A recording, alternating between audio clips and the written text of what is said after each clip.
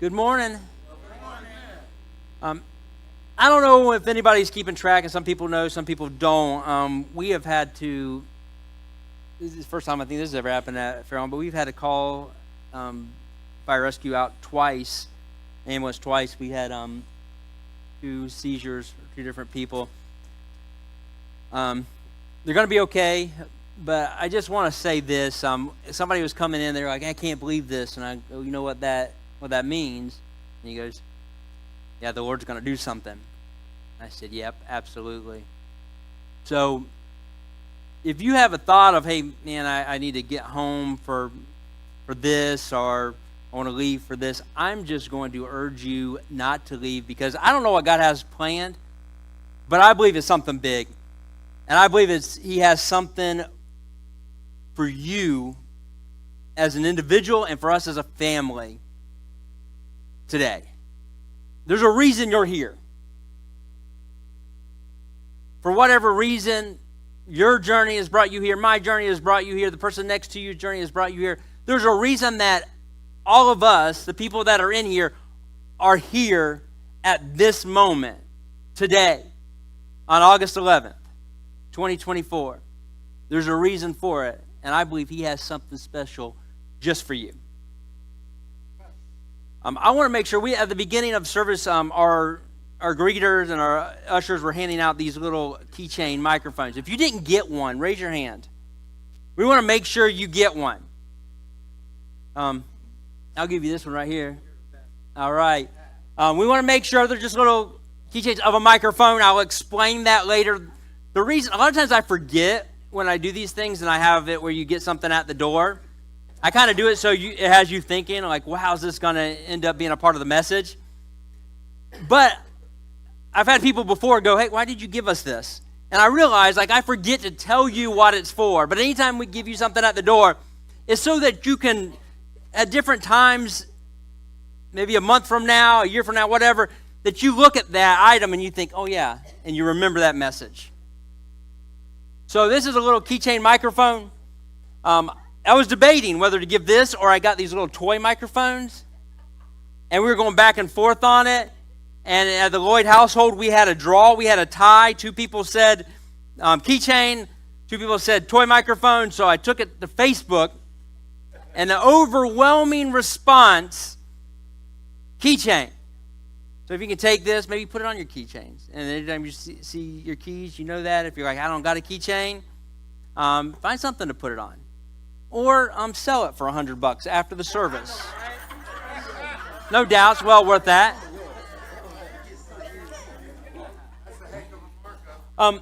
Before I go any farther, I want to wish a happy birthday to a very special person, very dear to my life, and it's none other than Hulk Hogan. Hulk Hogan is 71 today.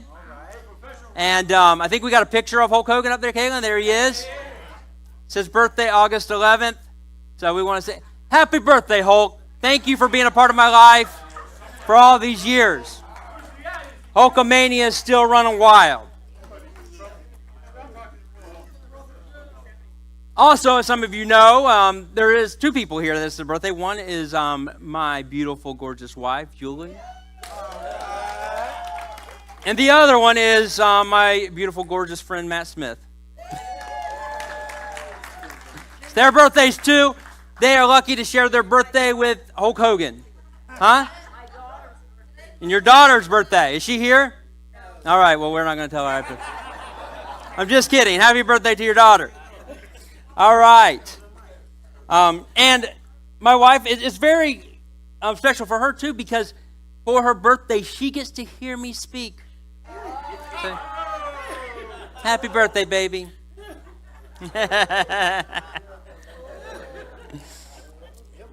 All right. How many are happy to be here? How many, if you're new here, is your first time here, raise your hand. All right. The reason I'm saying that is because right about now, you're probably thinking, what the heck is going on? This guy has been up there for like 2 minutes. He's given out keychains, and he's shown a picture of Hulk Hogan. I just want to say, welcome to Fairlawn.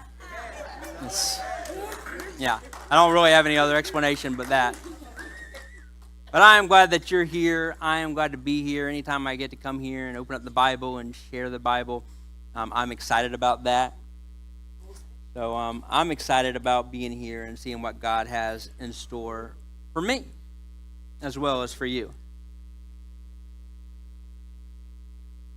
Thank you, Miss Ann. You spiked this perfectly. You know, just enough tequila and tea.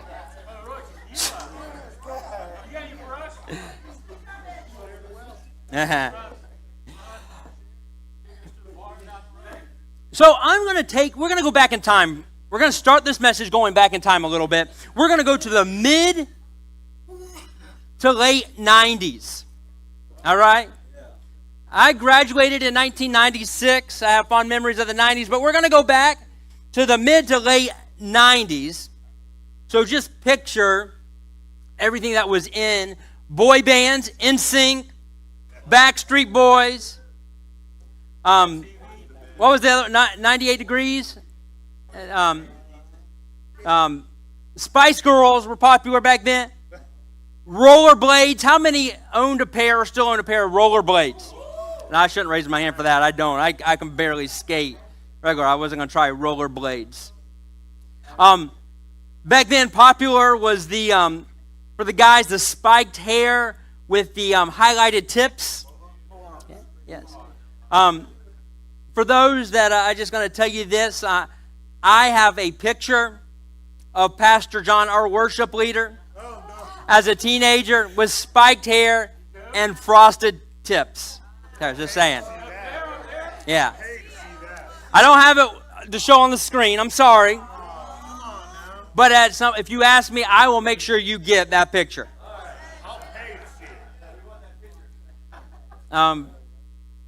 Nintendo started getting big around there. There are a lot of stuff, a lot of great stuff from the 90s. Anybody else have anything that was big in the 90s? Anybody else? What was it? Furbies? Okay. And the Beanie Babies? Was it? What? Walkmans. Okay. Walkmans, yeah. I have Discman. I had a Discman. I was so excited to get it. The problem with those, you put them on your side, on your belt, and that disc, it skips because that disc comes out. Terrible invention. They sold millions of them. But, yeah, so all of that stuff. What did you say? Beepers? Okay, pagers. What? Is that some kind of drug that was you taking?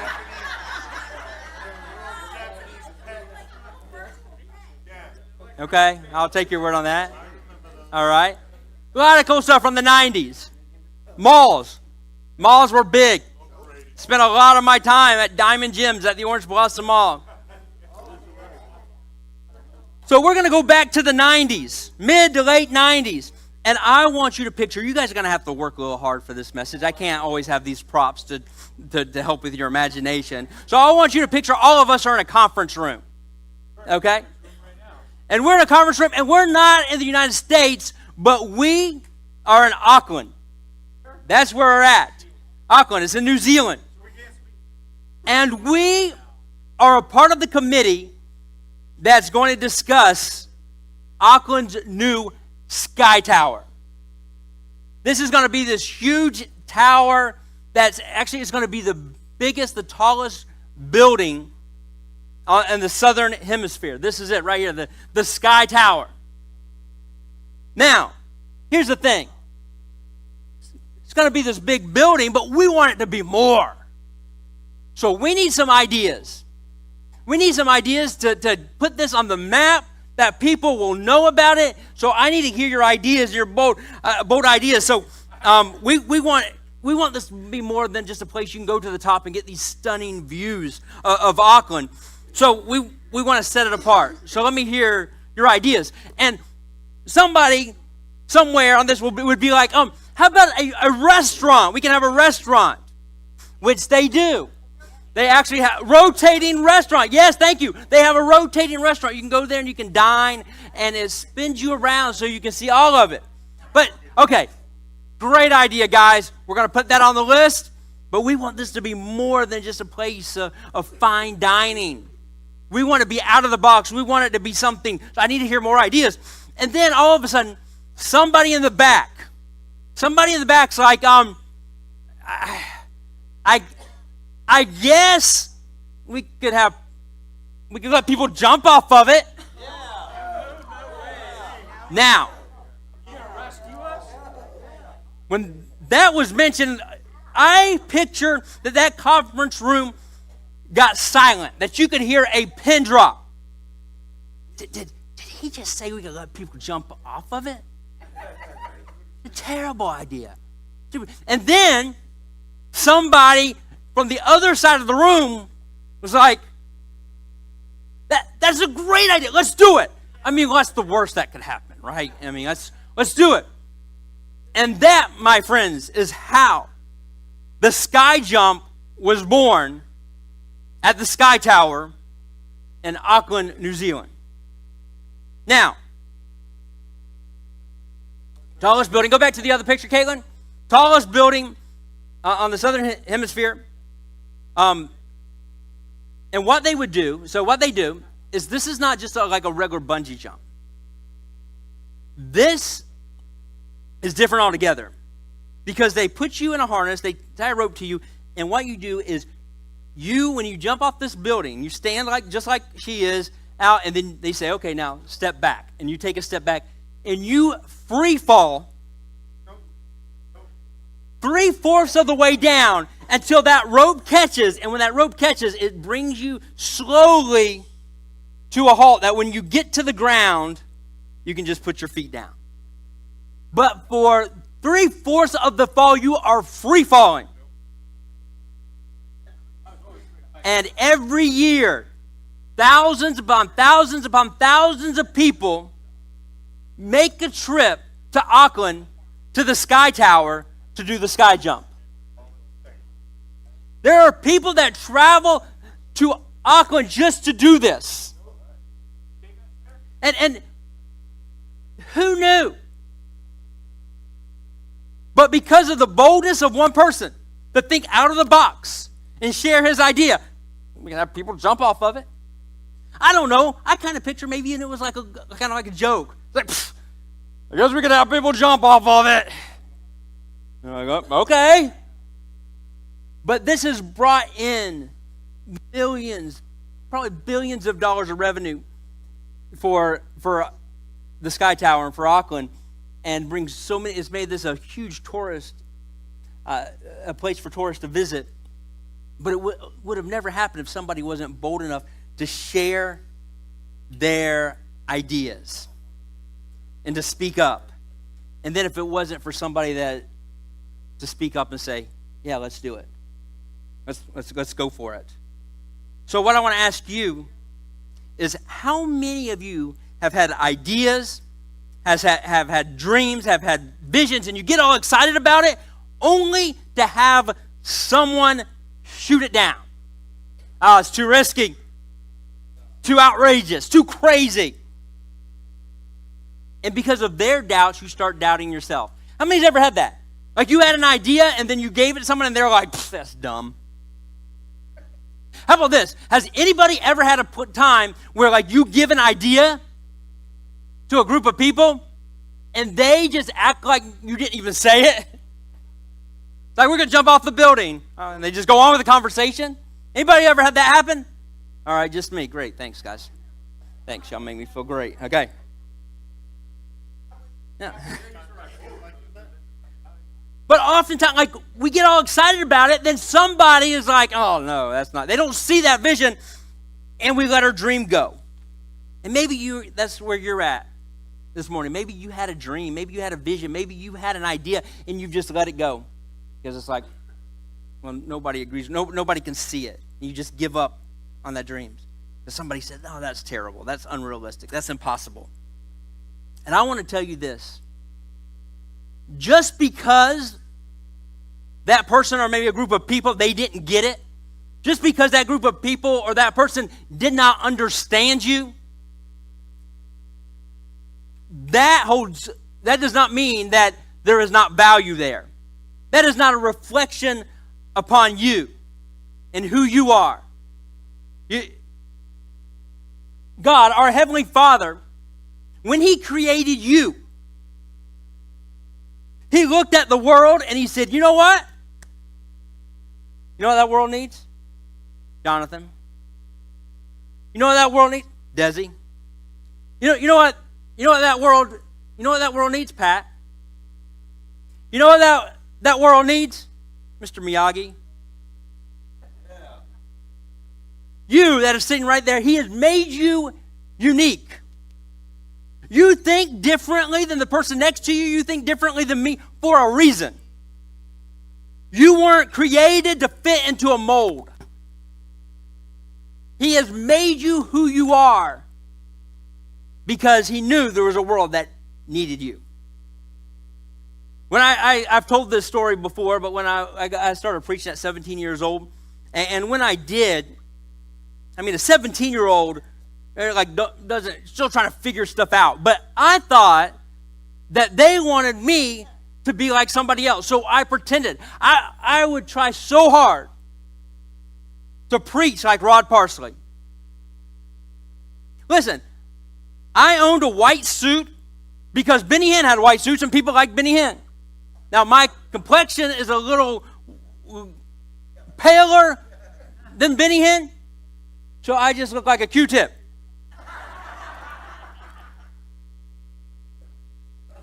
But here's the thing. The world already has a Rod Parsley. The world already has a Benny Hinn. I wasn't supposed to be like them. I remember one time I got done preaching, went to Christmas, Florida, and I got done preaching, and I asked my mom, I said, how did you like the message? And she said, well, I came to hear Jimmy Lloyd preach, not Rod Parsley.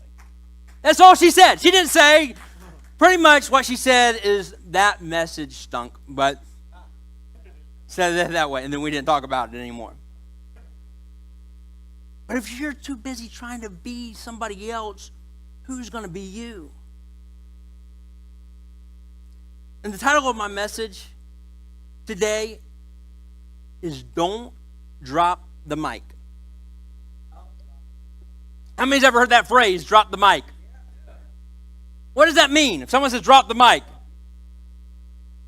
it's over, it ends, right? Like in a dramatic fashion. Like if I got up here and I had a handheld mic and I got done speaking and then I was just like, and just walked off. One, you'd know I'm done. All right? Well, I don't know. Some of y'all probably thinking, don't clap yet. He's going to come back and pick that mic up. It's going to be a little dramatic. But usually we drop the mic when we're done. When it's over. We're finished. We're not going to do anymore. So my message, the title of the message is Don't Drop the Mic. Because there's somebody here that you have got to the place where you have dropped the mic. It's over. You've quit. I'm done. I don't have anything left. But I want to tell you this. The very fact that you are here right now and that you are breathing means you're not done. God has a lot more for you. How many of you are here? All right. How many of you are breathing? Most of y'all. Okay. Then God has more for you. He has more to come. So we're going to talk about that, and we're going to talk about the journey and just watching those things unfold in our lives.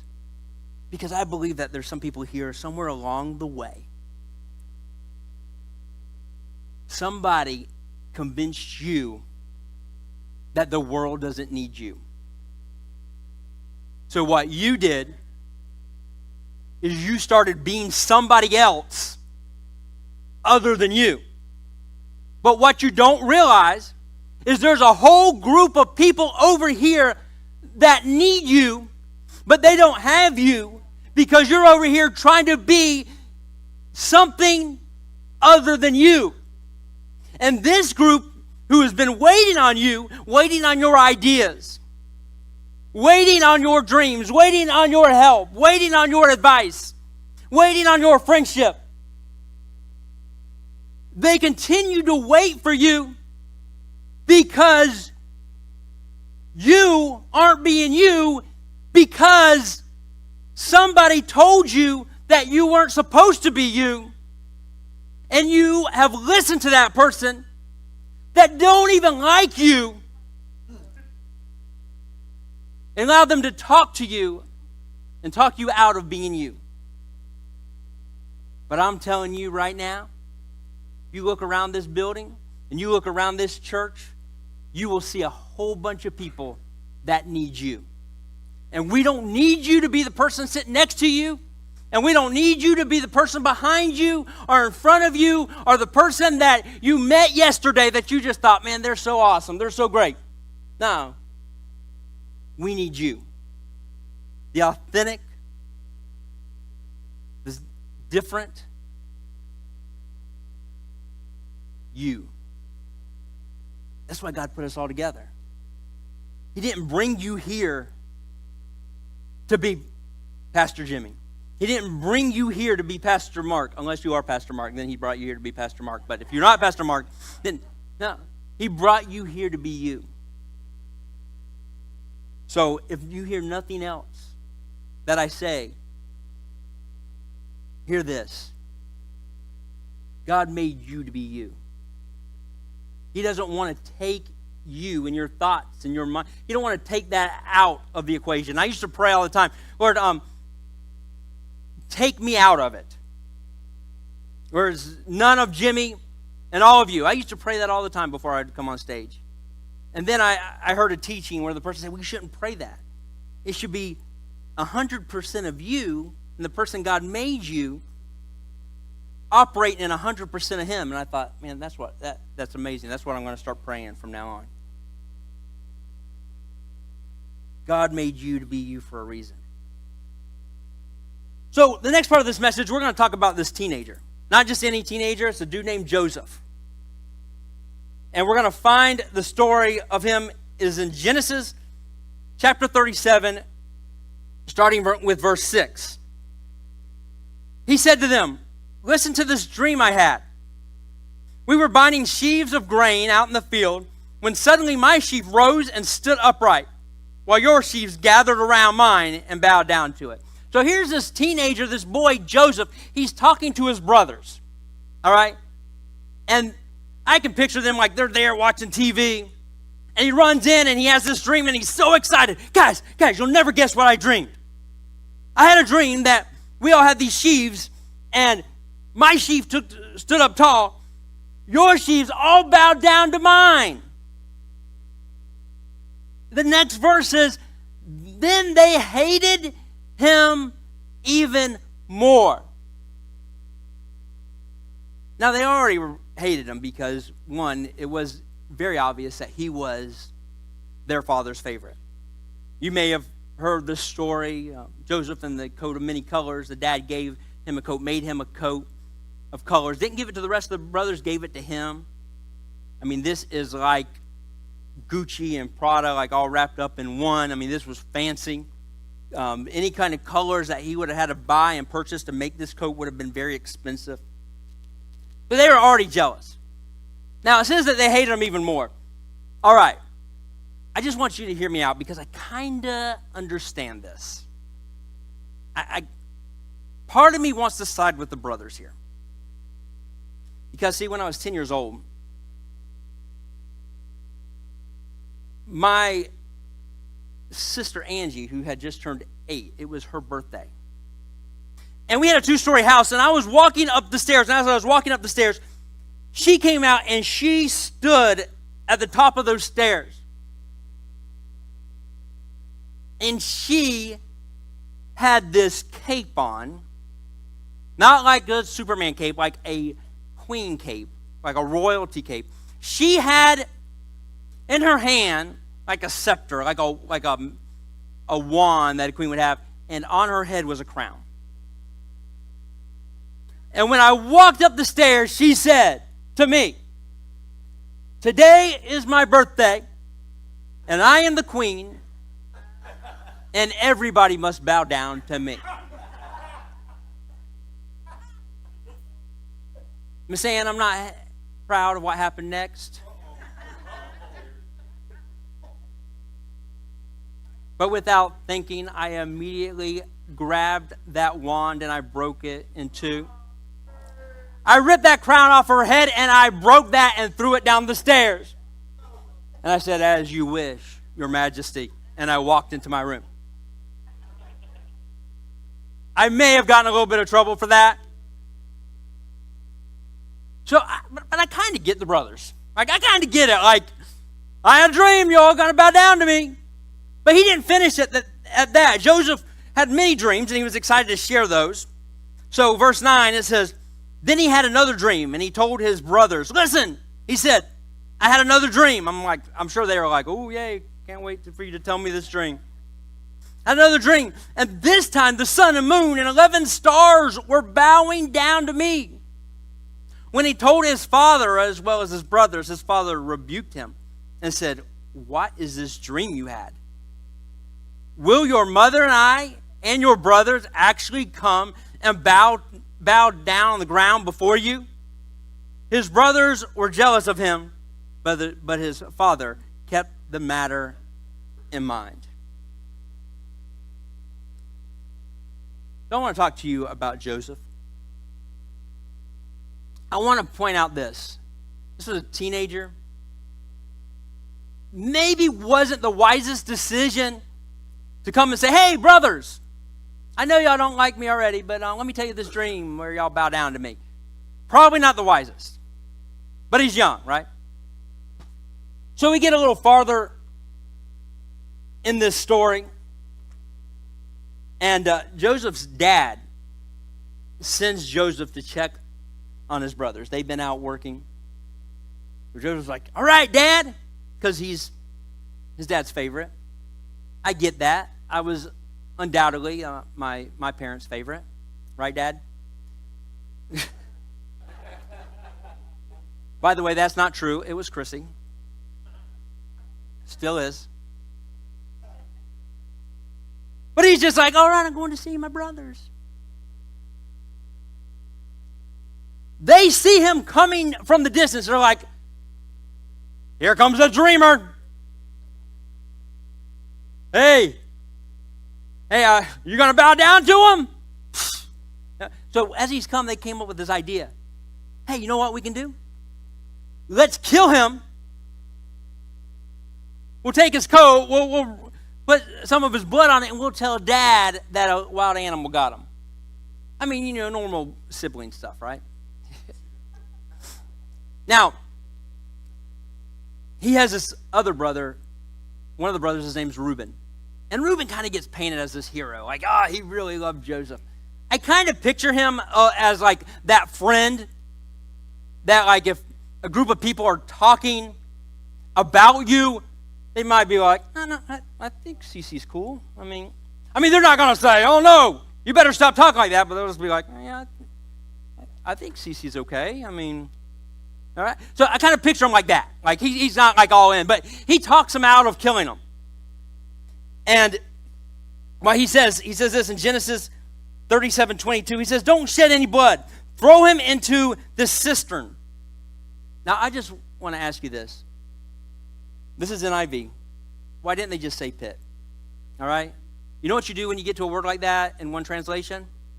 You keep looking. You find another translation that just says pit because it's easier to say than cistern. So I apologize. I didn't do my homework on that. So I'm forced to say cistern because that's what I gave John to put up there. Throw him into the cistern. How many has ever said cistern before? You've used that in your regular vocabulary. Okay, you should start. "Here in the wilderness.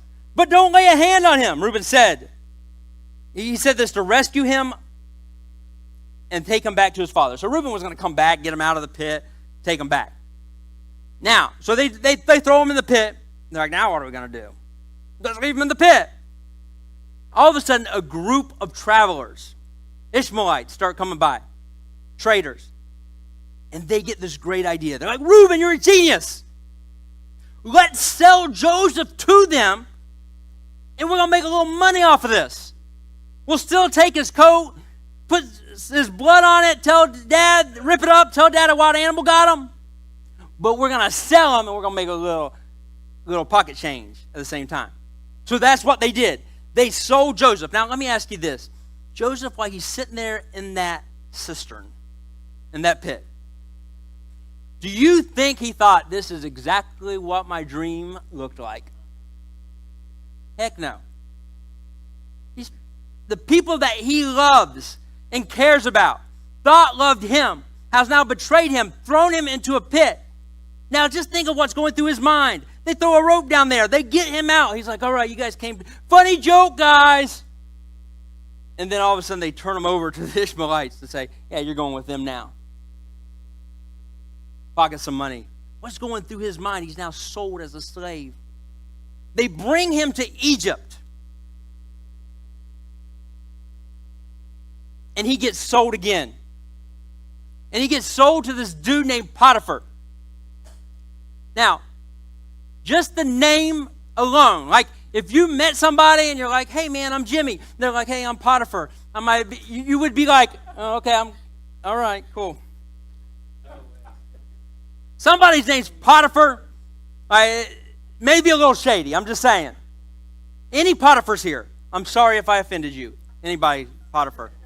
We'll get a connect card. It'll be like a brand new person. Their name's Potiphar. Potiphar Jones. Oh, my gosh. Like, Violet, can you give them a call and apologize? Now, Potiphar, he's the captain of Pharaoh's guard.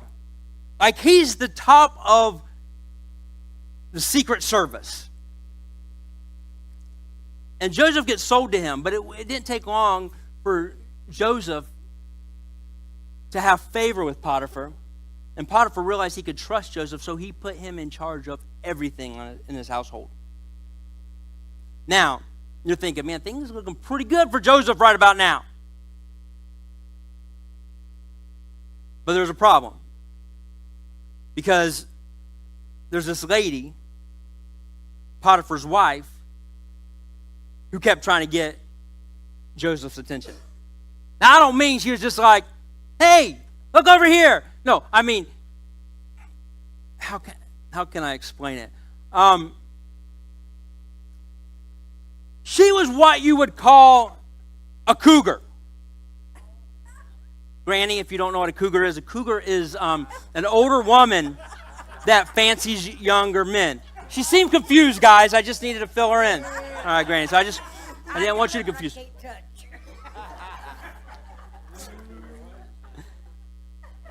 Did you just say you could relate to that, Granny? Find out new stuff about people every day.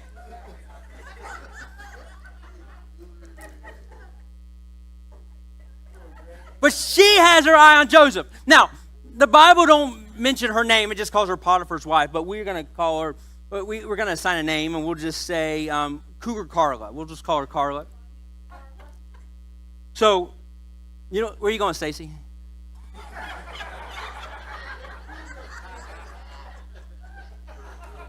I don't know. Is there a problem with the message?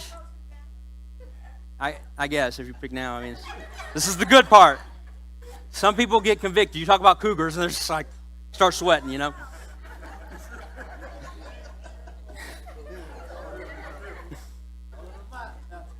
So Carla, one day, she's tired of it. Like, Joseph's not giving her any of the attention she wants. So she reaches out and she grabs him by his cloak. And he pulls it off and gets away from her. And he takes off running. Now, Carla isn't used to being rejected. And she don't like this. And she's mad. So when her husband, Potiphar, comes home, she's like, let me tell you about your boy Joseph that you like so much. Yeah, I was just in here minding my own business. He came in and tried to get fresh with me. I got away from him. And while I was trying to get away from him, I pulled his cloak off. Here's proof. Now, just as most husbands would be, he got pretty mad. So what did he do? He had Joseph put in a dungeon. Now I know people go to prison, people go to jail. How many have ever been put in a dungeon? All right. Rock Road doesn't count. Might be close. He gets put in this dungeon. Let me ask you this. While Joseph's in this dungeon, you think it looks like his dream? No way. Now, Joseph, he meets these two guys there who used to work for Pharaoh. One is a cupbearer. The other is a baker. There's no mention of a candlestick maker at all.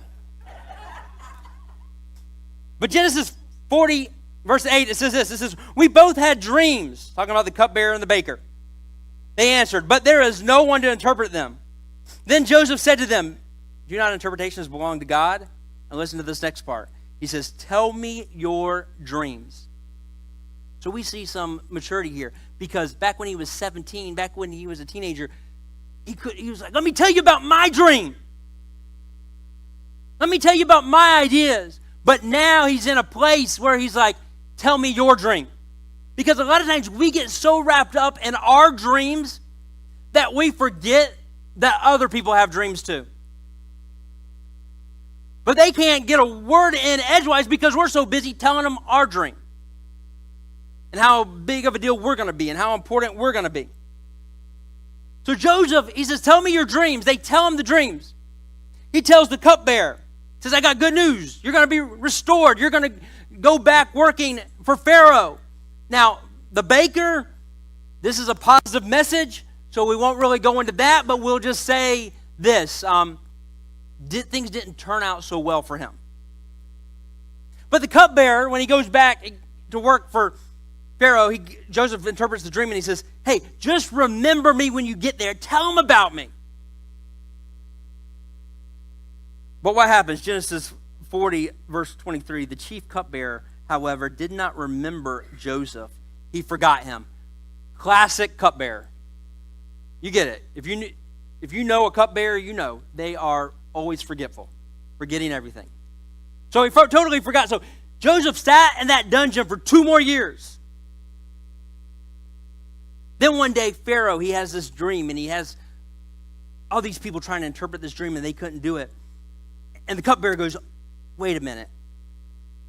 You remember when you had me thrown in the dungeon?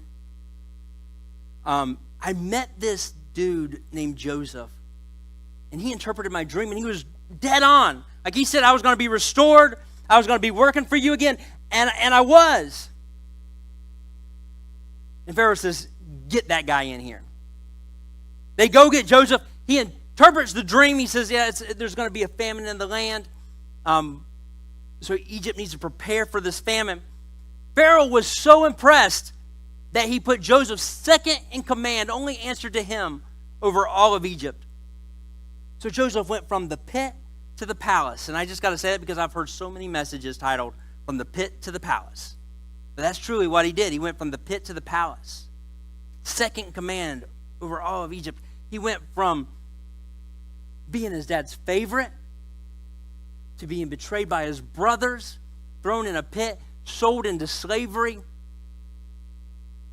thrown in a dungeon, lied about, thrown in a dungeon. But now, here he is, second command over all of Egypt. And now, here is where that dream becomes reality. Because there becomes a famine all over the land, and only Egypt has prepared for it. So Joseph's father tells his brother, say, hey, Egypt has food. Go there and see if they'll give us some food. So they go there. They come and they get in front of Joseph. They don't recognize it's him. And what do? They bow down.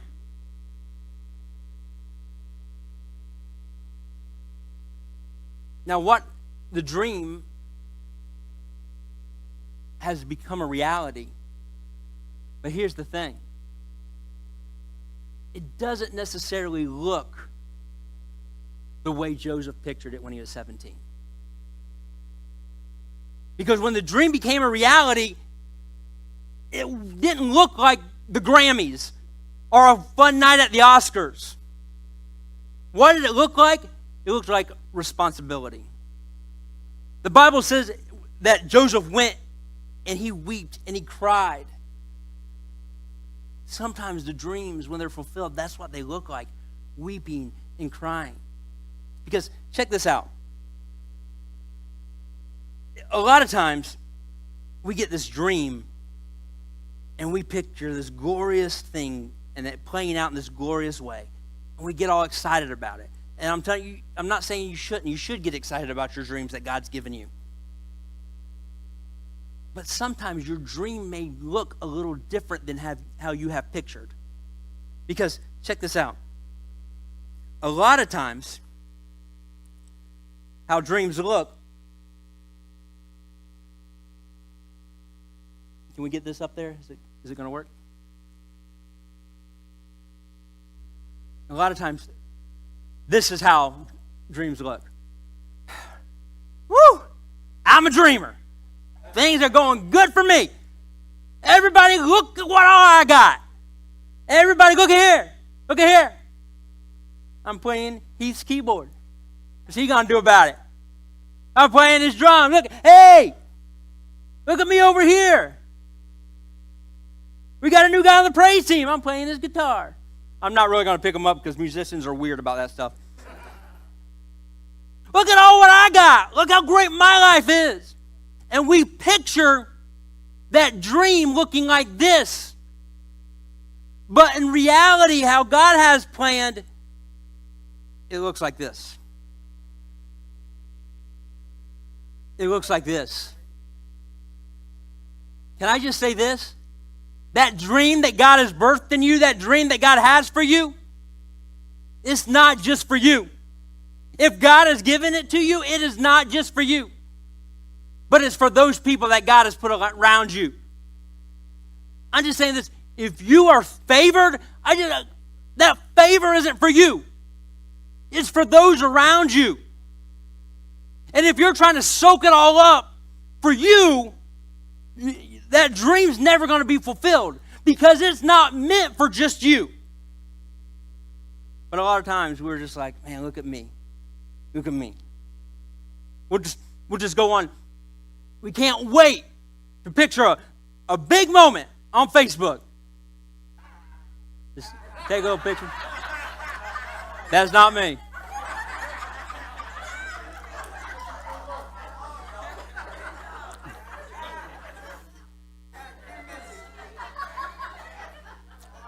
I got to stop mirroring it? I don't want it to show me, though. I want it to show that picture I gave you. Of me on Facebook. If anybody wants to work in the sound booth, see me after service. Look at that. Living my best life, yo. And we want to put it on Facebook and see how many likes we get. How many comments we get. Because we want to show off. And then what happens with a lot of us, we see somebody else, we're like, man, they just got a new ride. Man, they just got it good. And we start comparing the inside of our lives to the outside of other people's lives, like window shopping. And then we're like, man, they got a lot better than me. No, you're just seeing what they want you to see.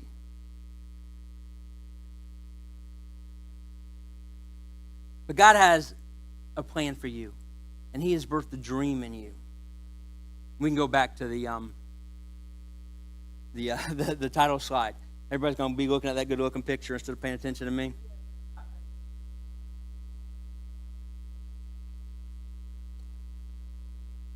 See, if God has given you a dream, if God has put you in a position and has elevated you, I know it may feel great, and it's awesome that He's done that. But listen to me, it's not just for you. That position that you are in is to help those not in that position. It's the beautiful thing like that He's put so many of us together. Because there's stuff that you have to offer that I don't. There's stuff I may have to offer that you don't. But when all of us come together, it just becomes this beautiful thing. That's what family's all about, right? I'm going to end with this as Heath plays something super spiritual, so this connects. This part of the message, I don't plan on telling any jokes, so we'll make it real serious.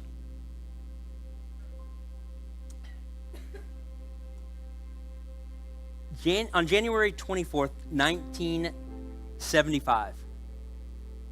After a 5-hour drive through the hills of Germany, legendary jazz pianist Keith Jarrett arrived at the Cologne Opera House.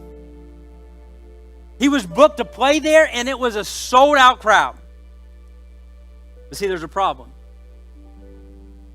Keith Jarrett got there, and he immediately became disheartened because his request for a Bosendorfer, am I saying that right, Heath? Bosendorfer 290 Imperial Grand Piano, his request for that was not met. But when he walked in through the doors of that opera house, instead of that piano sat a slightly out of tune rehearsal piano with broken pedals.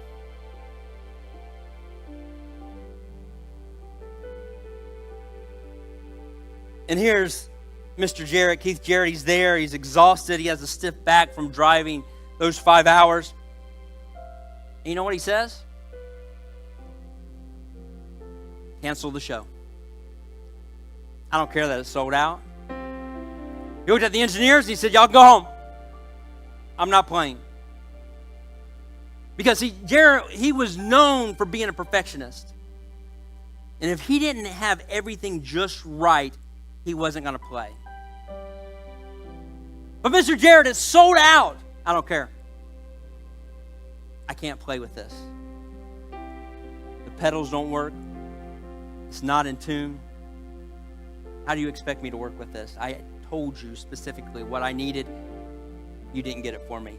I'm done. He walks out of that opera house and he gets into his car and he sits there. He's ready to go. You see, there was a 17-year-old German student. Her name was Verna Brands. And the 17-year-old, it was her very first concert. She organized the whole thing. And they told her, they said, Mr. Jarrett, he canceled. He's going home. He won't play with what we have. So here, Vera, with this unmatched hope and determination, she walks out into that parking lot. Vera knocks on the window. Mr. Jarrett, my name's Vera. I've organized this entire thing. Can we talk? We don't have anything to talk about. I understand that, but if I can just talk to you just for a minute. He unlocks the door. She goes and sits in the car. Now, we're not privy to what was actually discussed or what Vera said to Keith Jarrett. But during that conversation, she convinced him, despite the less than perfect conditions and despite his own physical discomfort, to go on and play. Now, what happens next is nothing short of miraculous. Is nothing short of magical. Because with his back in pain, with not even knowing if the music's going to sound right on this piano, Keith Jarrett walked onto the stage and sat next to this piano. And for over an hour, he played as the audience was spellbound, as the audience was in awe. Now, little did he know that they were recording this performance.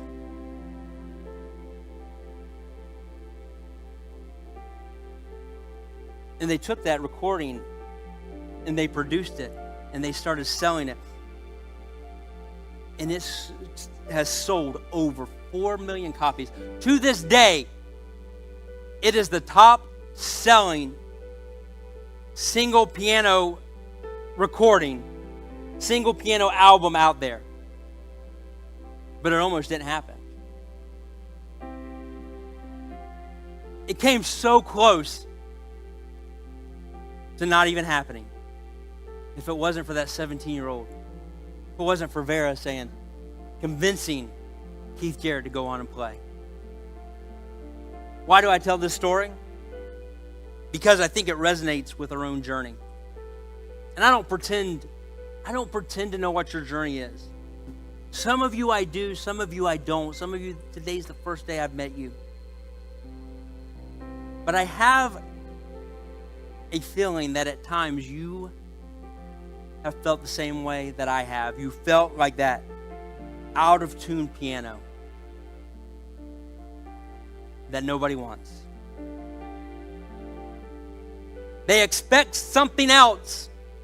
And now you get me this out of tune piano. Imperfect, inadequate.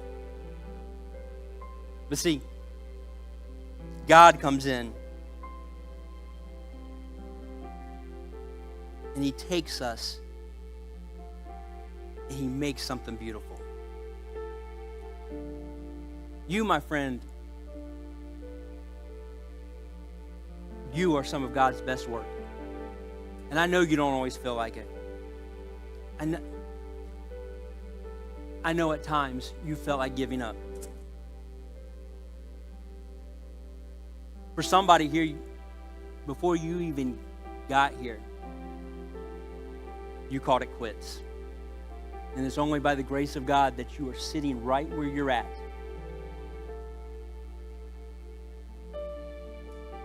And there's a reason. Because God wants you to know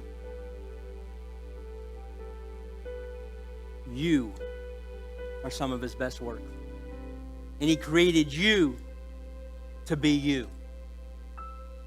Your personality, your characteristics. And He has birthed dreams in you, and He has birthed ideas in you. And yeah, right now, it doesn't look like that dream that He has given you years ago. But He wants you to know it's the same dream. You're just looking at it from a different angle. But He has some amazing things as this journey just plays out and unfolds your life. Just as Vera Brands believed that Keith Jarrett could do something amazing with that piano, let me be that voice of encouragement for you. I know you're tired. I know you feel all alone. I know there's obstacles. I know you have doubts. Because through this message, you've got excited about different areas, but then you reminded yourself, oh, things don't look that great. And you have doubts, and I know it. And I know you feel like walking away sometimes. I know you feel like dropping the mic and just calling it quits. But I'm telling you this, there are people out there that need your presence, that need your effort, that need your dreams.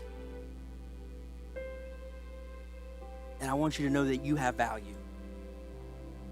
You, my friend, you have value. The world needs you. I need you. We need you.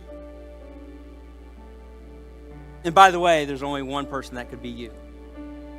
Don't think, oh, somebody else will do it. Maybe.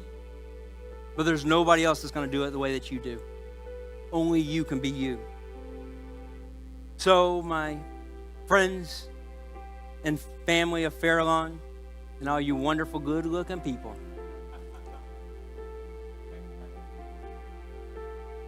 may you experience the joy in this journey. May you trust the unfolding of your dreams. And may you always remember, God made you to be you. And you, my friend, is some of His best work. Grace and peace. I love you.